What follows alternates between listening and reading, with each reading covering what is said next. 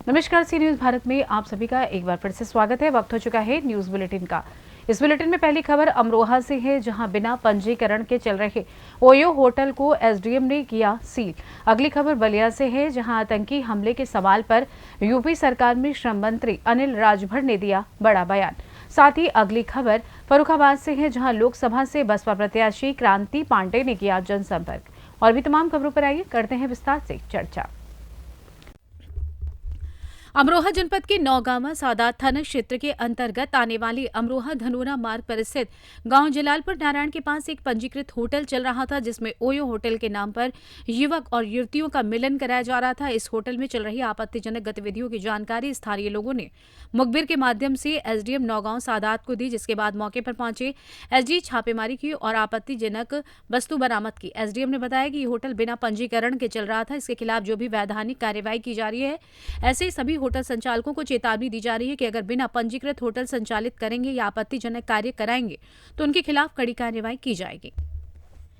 आइए जानते हैं इस विषय में एसडीएम धनौरा ब्रजपाल सिंह का क्या कुछ कहना है। मौके पर है, क्या मामला है इस होटल में? एक ये होटल है जिसमें अनैतिक कार्य होने की शिकायत मिली थी, तो उसके आधार पर हमने यहाँ देखा है और कुछ आपत्तिजनक चीज़ें मिली है। थाना पुलिस आ गई है, वो इसको देखेगी। फिलहाल इसका सराय एक्ट के तहत पंजीकरण नहीं था, तो इसको बंद करा दिया गया है। और जो इसमें बिना अनुमति के ये जो करा रहे हैं, इसको होटल चला रहे थे, तो उसके संबंध में जो थाना पुलिस है और जो जिला प्रशासन की जो भी कार्रवाई है वो की जाएगी। सर, ये कहाँ का मामला है? ये धनौरा और अमरोहा रोड पे एक होटल है, उससे संबंधित है। सर, गांव जलालपुर नारायण में ये पड़ता है। इस होटल का क्या नाम है और इनके स्वामी का? होटल ओम करके है और जो स्वामी है, अभी जो एक एप्लीकेशन मिली है जो उसमें कागजों के साथ है, उस पर भूपेंद्र करके लिखा हुआ है। शेष जांच का विषय है, वो देखा जाएगा। अमरोहा से सी न्यूज संवाददाता गौरव की रिपोर्ट। खबर यूपी की लोकसभा 72 के फेफना में देश में चल रही सबसे बड़े चुनाव के दौरान जम्मू कश्मीर में वायुसेना के वाहन पर आतंकी हमले के सवाल पर यूपी सरकार में श्रम मंत्री अनिल राजभर का बड़ा बयान। कहा, पाकिस्तान और चीन सहित पूरी दुनिया में मोदी और देश विरोधी शक्तियां गोलाबंद होकर चुनाव को डिस्टर्ब करना चाहती हैं। यही नहीं, श्रम मंत्री ने ओपी राजभर को दी नसीहत। कहा, कुछ भी बोलने से पहले शब्दों की संवेदनशीलता का रखें ध्यान, तभी चुनाव में आएंगे सकारात्मक परिणाम। पूरी दुनिया की सबसे बड़ी पार्टी के साथ उनका गठबंधन है। बता दें कि यूपी सरकार के मंत्री अनिल राजभर ने सुहेल देव भारतीय समाज पार्टी के अध्यक्ष व यूपी सरकार के मंत्री ओम प्रकाश राजभर को दी नसीहत। अनिल राजभर ने कहा कि ओम प्रकाश राजभर कुछ भी बोलने से पहले शब्दों की संवेदनशीलता का ध्यान रखें, अधीर ना होवे। आज भारतीय जनता पार्टी दुनिया की सबसे बड़ी पार्टी है और उस पार्टी से उनका गठबंधन है, तो हम लोग सामंजस्य बनाकर चलेंगे तो चुनाव में सकारात्मक परिणाम होगा। आइए जानते हैं इस विषय में श्रम मंत्री अनिल राजभर ने आगे और क्या कुछ कहा।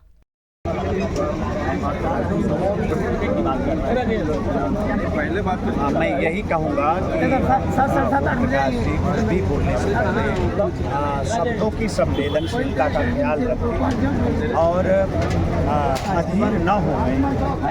आज भारतीय जनता पार्टी दुनिया की सबसे बड़ी राजनीतिक पार्टी है और उसके साथ आपका गठबंधन है, तो हम सब लोग सामंजस्य बनाकर एक सामूहिक प्रयास के दृष्टि से हम लोग चुनाव के मैदान में आगे जाएंगे तो उसका ज़्यादा सकारात्मक परिणाम आएगा। मेरा ऐसा नहीं, देखिए, जनता हर बात हर शब्द को समझती है। अब पहले जैसी जनता नहीं रही। हमारी जनता आज राजनीतिक हो चुकी है और मुझे लगता है कि आगे ऐसी कोई बात। देखिए, जब आदमी चुनाव में होता है, भीड़ में होता है, तो आप उसके मानसिक स्तर को आप समझ सकते हैं। कभी जाने अनजाने कुछ शब्द का हेरफेर हो सकता है, उसको अन्यथा इस तरह से बात पर मुझे लगता है जनता नहीं रही। आकाश आनंद को तरफ से एफआईआर दर्ज हुई, उसके बाद बिल्कुल होना चाहिए। उनकी दावत को कई रैलियां रद्द हो गई और उनके बिना कारण बताए सारी रैलियां रद्द हुई। क्या लगता है कि अभी तो नहीं, वो उनकी नेता ने रद्द किया है, उनकी पार्टी ने रद्द किया है। एफआईआर बीजेपी ने कराया था। नहीं, हम क्यों एफआईआर कराएंगे? आप चुनाव आयोग का खुला दरबार है। बलिया से सी न्यूज संवाददाता जेपी तिवारी की रिपोर्ट। खबर फर्रुखाबाद से, जहां लोकसभा से बसपा प्रत्याशी क्रांति पांडे ने मंगलवार को गली गली घूमे और चौक पर सभी व्यापारियों से जनसंपर्क किया। उनका कहना है कि फर्रुखाबाद का जो विकास रुका हुआ है उसे शीघ्र पूरा कराए जाने की बात कही है। उन्होंने कहा कि यहाँ चौक पर जो नालियां टूटी हैं आज वैसे ही पड़ी हैं, जिनका अभी तक कोई कार्य पूरा नहीं हुआ है। विकास कार्य नहीं हुआ है, सब दुर्गति हो रही। उन्होंने कहा कि कई ऐसे मुद्दे हैं जैसे शिक्षा, स्वास्थ्य, रोजगार, बेरोजगारी। हमको किसी भी जाति या धर्म की लड़ाई झगड़े से लेना देना नहीं, हम केवल फर्रुखाबाद का विकास करना है। इस मौके पर बहुजन समाज पार्टी के कार्यकर्ता मौजूद रहे। आप इस समय जनसंपर्क में निकले हैं, तो आप ये बताइए कि जनता के लिए किन किन मुद्दों को लेकर आप निकले हुए हैं? देखिए, आपने बहुत अच्छा प्रश्न किया है और ऐसे स्थान पर किया है कि वो स्थान आप खुद देख भी सकते हैं। और तो चूँकि जनसंपर्क कर ही रहे हैं और व्यापारियों का किस तरीके से समर्थन मिल रहा है वो भी आप देख रहे हैं। इस रोड की जरा दुर्दशा भी देख लीजिए, कैसे तोड़ तोड़ करके सारे मकान हवेली भी बने हुए थे जो पुरातत्व की तरह से धरोहर थी, लेकिन उन सबको तोड़ करके बिल्कुल विनाश की कगार पर लाके खड़ा किया गया और कोई निर्माण नहीं हुआ। नालियाँ, जो नाला कहा गया था कि बनाएंगे नाला स्वाब, नालियाँ भी देख लीजिए, सब सामने है। कुछ विकास हुआ ही नहीं। क्या हुआ? जो भी मद आया विकास के लिए फर्रुखाबाद में, क्या हुआ ये करने वाले जाने, लेकिन दुर्गति सब दिख रही है। आगामी समय में अगर आप मान लीजिए चुनाव जीत गए तो आप फर्रुखाबाद की जनता के लिए क्या क्या कर पाएंगे? देखिए, फर्रुखाबाद की जनता के लिए सिर्फ एक ही दो मुद्दे हैं कि विकास फर्रुखाबाद को चाहिए, जो मिला नहीं। विकास कराना है किसी भी कीमत पर। फर्रुखाबाद में शिक्षा, स्वास्थ्य, रोजगार और बेरोजगारी, इन मुद्दों की सिर्फ लड़ाई है। इन्हीं मुद्दों पर हमें अपनी बात करनी है। कोई भी जाति धर्म के झगड़े से कोई लेना देना नहीं है। हमको फर्रुखाबाद को सिर्फ विकास के रास्ते पर लेके जाना है और फर्रुखाबाद को उस नक्शे पर स्थापित करना है जहाँ पर ये महसूस हो कि हाँ, फर्रुखाबाद विकसित हुआ। यदि हमको फर्रुखाबाद की जनता ने जनादेश दिया तो फर्रुखाबाद को विकास के रास्ते पर अवश्य लेकर जाएंगे और विकास करेंगे। बहुजन समाज पार्टी। फर्रुखाबाद से सी न्यूज संवाददाता आदेश की रिपोर्ट। मोतिहारी में जिला के प्रसिद्ध चिकित्सक डॉक्टर तरुण विजय द्वारा संचालित महेश्वर सिंह फाउंडेशन के वार्षिक सम्मेलन का आयोजन हरसिद्धि के रिसोर्ट में किया गया। बता कार्यक्रम में मुख्य अतिथि के रूप में गन्ना उद्योग मंत्री कृष्णनंदन पासवान, निर्दलीय विधान पार्षद महेश्वर सिंह रहे। फाउंडेशन से जुड़े लोगों के बीच लोकसभा चुनाव को लेकर भी चर्चा हुई। इस मौके पर मुख्य अतिथि गन्ना उद्योग मंत्री कृष्णनंदन पासवान ने कहा कि सामाजिक संस्था है और सामाजिक क्षेत्र में संस्था अच्छा कार्य करती है। बता दें कि राजनीतिक चर्चा बनी हुई है। वहीं फाउंडेशन के संस्थापक व निर्दलीय विधान पार्षद महेश्वर सिंह ने कहा, ये संस्था गरीब लोगों की शिक्षा, चिकित्सा और अन्य जरूरतों को हमेशा कार्य करती है। कार्यक्रम में निर्णय हुआ है कि जिस दल का कार्यकलाप फाउंडेशन के कार्यों से मिलता है, ये फाउंडेशन उसी का समर्थन करेगा। आपको बता दें कि चिकित्सक डॉक्टर तरुण विजय ने अपने पिता महेश्वर सिंह के नाम पर सामाजिक संस्था की स्थापना की है, जिस संस्था के माध्यम से आर्थिक रूप से कमजोर लोगों की मदद की जाती है। इस संस्था से जिले के सभी प्रखंडों के सैकड़ों लोग जुड़े हुए हैं। आइए जानते हैं इस विषय में गन्ना उद्योग मंत्री कृष्णनंदन पासवान एवं एमएलसी महेश्वर सिंह का क्या कुछ कहना है। ओर से फाउंडेशन का प्रथम वर्षगांठ मनाया गया है और आयोजनकर्ता शहर के सुप्रसिद्ध डॉक्टर तरुण विजय के नेतृत्व में यह किया गया है। भारी संख्या में लोग उपस्थित हुई और फाउंडेशन के संबंध में बताया गया कि यह फाउंडेशन किस रूप में सामाजिक कामों को करती है और समाज के लोगों से जोड़कर फाउंडेशन सेवा करती है। यही आज के कार्यक्रम का उद्देश्य। चुनाव को लेकर भी कोई चर्चा नहीं? चुनावी चर्चा, देखिए, चुनाव का समय है तो निश्चित चुनावी चर्चा होना लाजमी भी है। सामाजिक फाउंडेशन है क्या? सामाजिक फाउंडेशन का अर्थ यही है कि समाज में ऐसे निर्धन व्यक्ति जो गरीबी के हालत में जी रहे हैं, उनको बीमार के हालत में उनको इलाज कराना, गरीब लड़की को शादी कराना, सेवा करना, भूखों को खिलाना, इस तरह का बाढ़ के समय में बड़े पैमाने पर यह फाउंडेशन लोगों को सेवा करती है। यही इसका अर्थ है। चुनाव को लेकर क्या निर्णय हुआ? यहाँ चुनावी निर्णय तो कुछ नहीं हुआ। यह सेवा समिति है। फाउंडेशन का मतलब सेवा समिति होता है। तो यहाँ पर हमारे नाम पर फाउंडेशन चलता है जब बाढ़ आ जाए, सुखाड़ आ जाए, बीमारी हो, आगलगी हो, फाउंडेशन के तरफ से गरीबों का मदद हम लोग करते हैं। और आप पूछे कि क्या चुनावी बात, तो वो बात नहीं है। हम लोग ये बोले हैं कि जो गरीबों का सेवा फाउंडेशन करता है और जो दल गरीबों का सेवा करता हो तो सभी कैंडिडेट में अच्छा हो, जो गरीबों को राहत पहुंचावे, पानी दे, मकान दे, बिजली पहुंचाया, जो इससे गरीबों को राहत हो, फाउंडेशन के विचार से जिस दल का विचार मिलता हो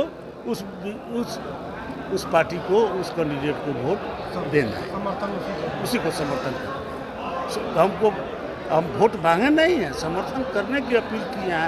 ये सब हमारे पुराने साथी हैं या जो मर चुके हैं उस परिवार के लोग हैं जो हम लोगों से जुड़े हुए थे। और आज सवाल है कि फाउंडेशन का परमिशन लिया हुआ सम्मेलन है और जब सम्मेलन होगा तो निश्चित रूप से चुनावी चर्चा है तो ही भी करेगी। तो यही अपील किया गया है कि जो फाउंडेशन का नीति और सिद्धांत है और उससे जिस पार्टी का नीति सिद्धांत मेल खाता हो उसको मदद करना। जिला भर के लोग आए थे, जिला भर के लोग। मोतिहारी से सी न्यूज़ संवाददाता सचिन कुमार अंशु की रिपोर्ट। खबर रेवाड़ी से, जहां गुरुग्राम लोकसभा से जजपा उम्मीदवार राहुल यादव फाजिलपुरिया ने आज बावल विधानसभा के विभिन्न गांवों में जनसभाएं की और भाजपा उम्मीदवार राव इंद्रजीत सिंह पर निशाना साधते हुए राव इंद्रजीत सिंह को गुमशुदा नेता बताया। साथ ही कांग्रेस उम्मीदवार राज बब्बर को बाहरी बताते हुए उनका तो किसी को घर तक पता मालूम नहीं। राहुल यादव ने कहा कि राव इंद्रजीत सिंह ऐसे नेता हैं जो सांसद निधि कोष के तहत मिलने वाले बजट को गाँव के विकास कार्यों में नहीं लगवा सके। राव इंद्रजीत के पास खुद कार्य गिनवाने के लिए नहीं है, वे केवल नितिन गडकरी के कार्य गिनवा रहे हैं। बता दें कि इस लोकसभा में स्थानीय उद्योगों में स्थानीय युवाओं का रोजगार का मुद्दा अहम है। राहुल यादव ने कहा कि पूर्व मुख्यमंत्री दुष्यंत चौटाला निजी उद्योगों में 75% स्थानीय युवाओं को रोजगार का बिल लेकर आए, लेकिन कुछ लोगों ने साजिश के तहत कोर्ट में जाकर याचिका लगाई और स्टे करा दिया। आइए जानते हैं इस विषय में जजपा उम्मीदवार राहुल यादव फाजिलपुरिया का क्या कुछ कहना है।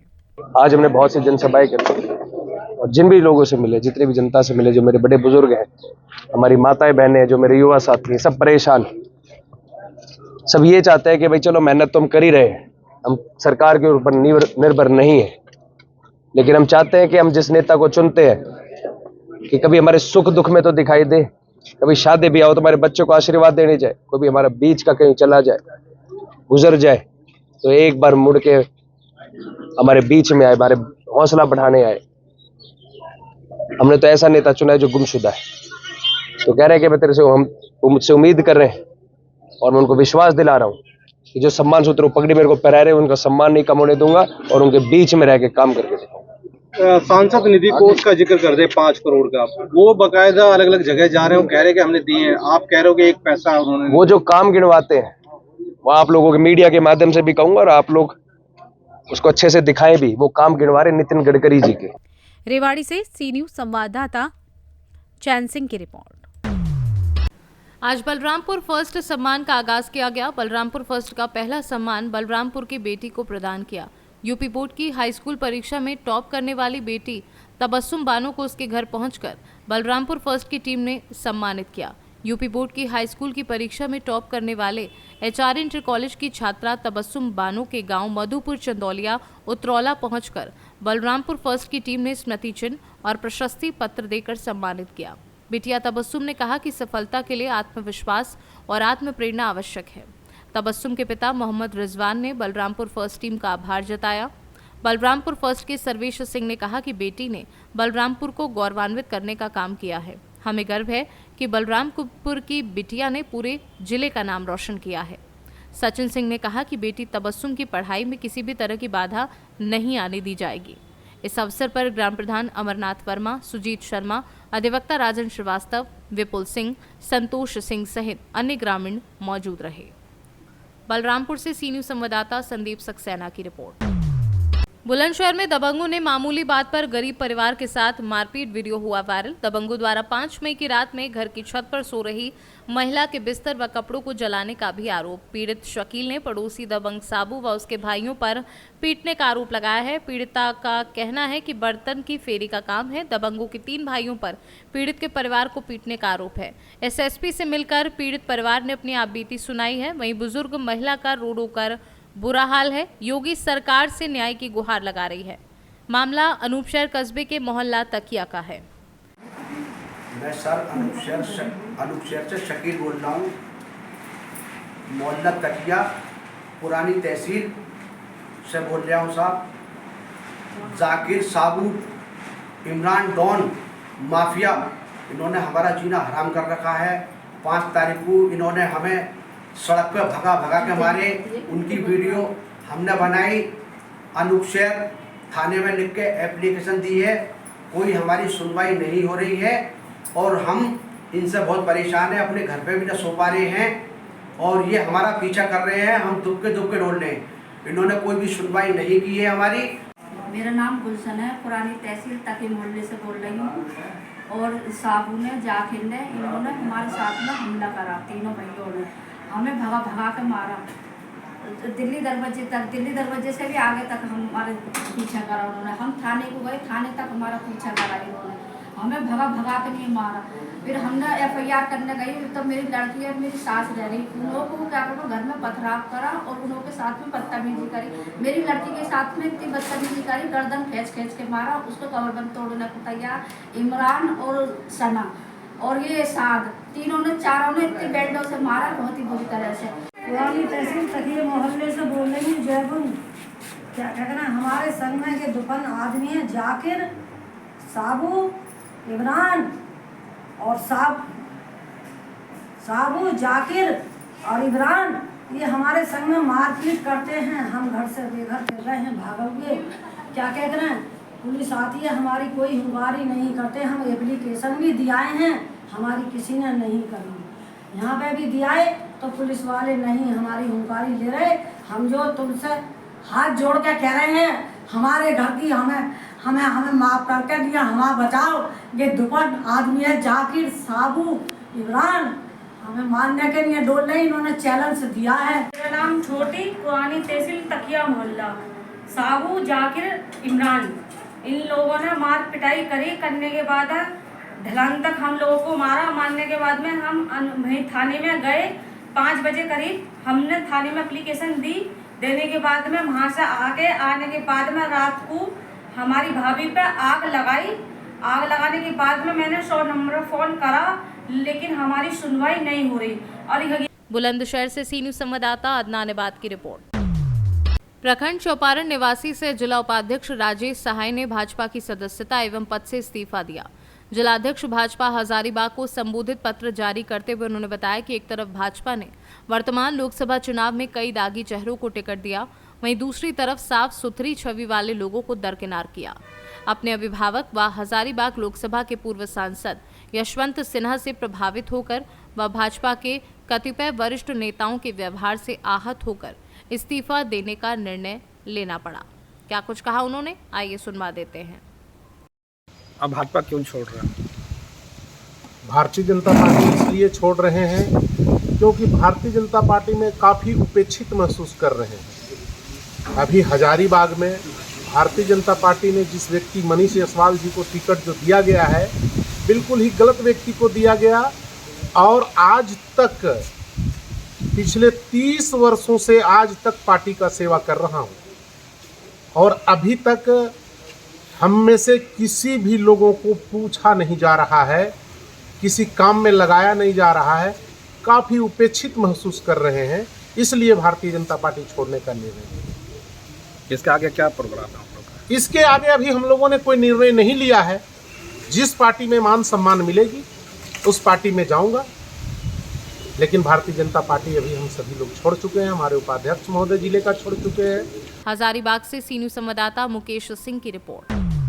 सरगुजा लोकसभा में 18,19,347 मतदाता हैं, जिसमें सरगुजा जिले के 3 विधानसभा क्षेत्र के 6,61,706 मतदाताओं ने अपने मताधिकार का प्रयोग किया।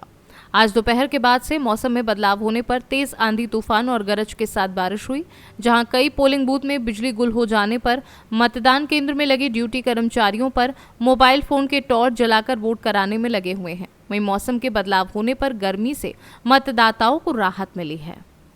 सरगुजा से सी न्यूज़ संवाददाता रिंकू सोनी की रिपोर्ट। सोनभद्र जिले में आज लोकसभा व एक विधानसभा चुनाव के पहले दिन एक भी नामांकन दाखिल नहीं हुआ। वहीं पहले दिन जिला निर्वाचन अधिकारी चंद्र विजय सिंह की मौजूदगी में कलेक्ट्रेट सभागार में स्थापित लोकसभा सामान्य निर्वाचन के लिए नामांकन 13 लोगों ने 23 नामांकन पत्र खरीदा, जबकि इसी प्रकार से विधानसभा दूधी उपनिर्वाचन के 4 लोगों ने 14 सेट में नामांकन पत्र खरीदा।